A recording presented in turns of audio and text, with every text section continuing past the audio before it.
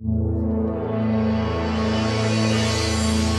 want to start with how fantastic I thought you guys were in this film. I watched this last night and I thought it captured again, you guys are fantastic, but I thought it captured and articulated what so many of us are feeling. Dennis Kelly's script is just awesome, and that's all I Oh, have. Thank nice one. you. That's it. See you Thank you later. very Thanks, man. much. And I'm out. No, but Good I night. like starting off with like an oddball question. So, what TV series would each of you like to guest star on? Ooh, that's good. Battlestar Galactica, but it's no longer on. It's coming back, actually. Is it? Yeah, For 100%. real? Yeah. Sam Esmail, the guy who did Mr. Oh. Robot, he's developing it right now. Okay. Well, that's me just throwing my hat in the ring there, isn't it? Oh, shit. Selling Sunset. Oh, that'd be good. Wait, is that a cat or a dog? Oh, that is a dog. I got a cat though very recently as well. But that Whoa. So you're now a dog and a cat person? Yeah, I'm a dog and a cat person, James. You got I a thought problem I thought you couldn't get any more interesting. But as I said before, jumping into the movie, I loved the script. For each of you, what was it that you most responded to with the dialogue and what you were trying to say with the film? Just from a enjoyment point of view, the sort of quick fire bantering with each other. I just knew it would be really fun to do. Like I thought it would be hard because I the way Dennis writes, a lot of the sentences are sort of unfinished and he sort of you're sort of responding to something that's been said earlier. It sort of jumps all around the place and but I really thought that would be fun and a joy to do. Like I sort of really enjoy that in sort of old films, like His Girl Friday kind of thing.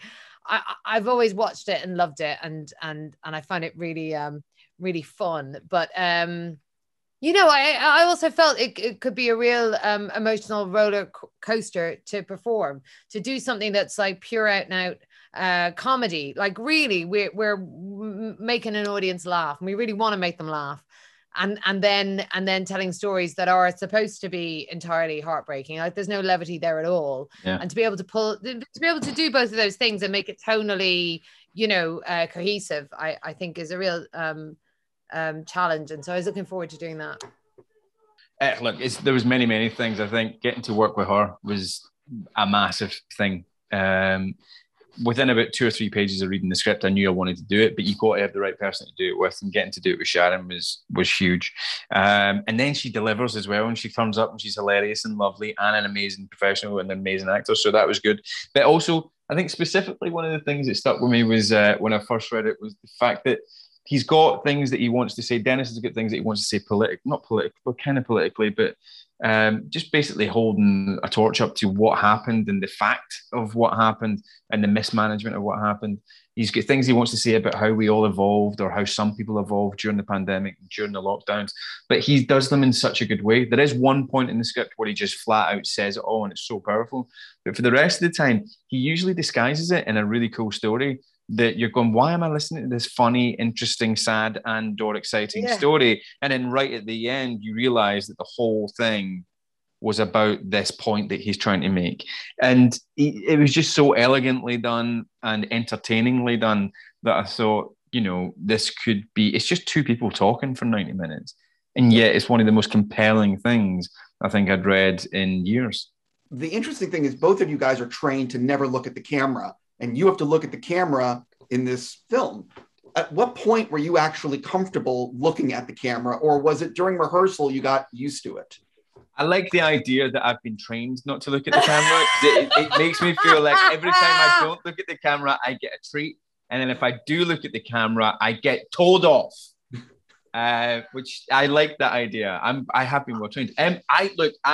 I just feel like it's the exact same as standing on stage and talking to the audience. That's exactly how I felt. I've done very, very little theatre, like one play, and I wasn't used to it. And Stephen well, before the cameras came in, we had like, you know, a couple of weeks of rehearsal where Stephen Daldry was just the camera, and he wouldn't let me break eye contact with him, and that was the thing that I had to learn, you know, was to not look away and to just like, because it unnerves you, you know, it does unnerve you, but when you do it, it's amazing. And I'd never sort of done anything like that before, so now I'm like I carry that around as my new knowledge that I have when I'm don't you think this thing spoiled us? We said it on there. Completely. Like I read so much now and I'm like, it's not as good as that.